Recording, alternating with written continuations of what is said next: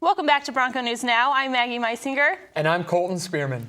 The partial government shutdown that began 16 days ago ended late last night when President Barack Obama signed legislation passed by Congress that ended the shutdown immediately.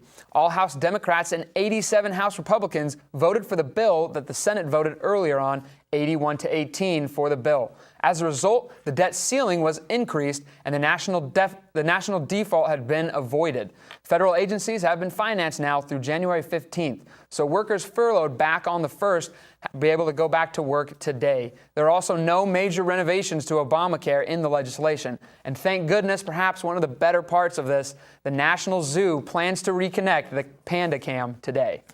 Active Minds emailed a link to students to take a free mental health screening this week. That was just one of the Mental Health Awareness Week activities. Abby Schmitz has more.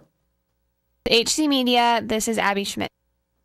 Thank you, Abby. The free mental health screening will be available online through Friday. Active Minds' goal is that 400 students will participate. Last year, when President Don Jackson served as the vice president for advancement, he led the team that organized funds to install wireless internet in all of the student housing buildings. Prime Communications is now in the process of completing the installation. All buildings should have access by the second week of November. Maintenance will occur between 10 a.m. and 7 p.m., and it's possible that some power will be shut off during those periods, so don't be alarmed. Students are still allowed to use their personal internet routers as long as they're registered with the IT department.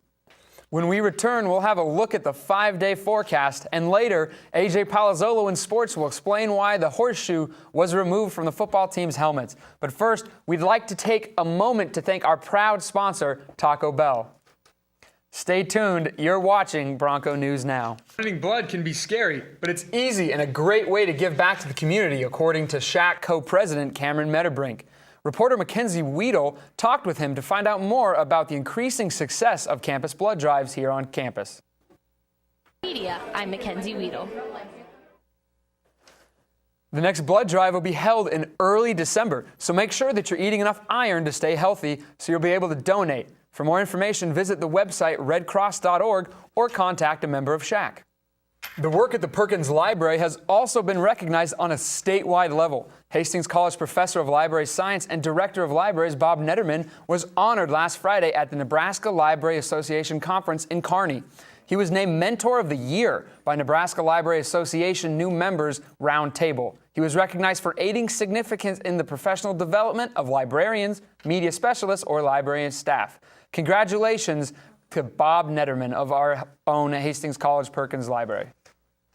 Thanks for tuning in to Bronco News Now. That's going to do it. Our next edition will be on October 31st. That's Halloween, and it's a Thursday.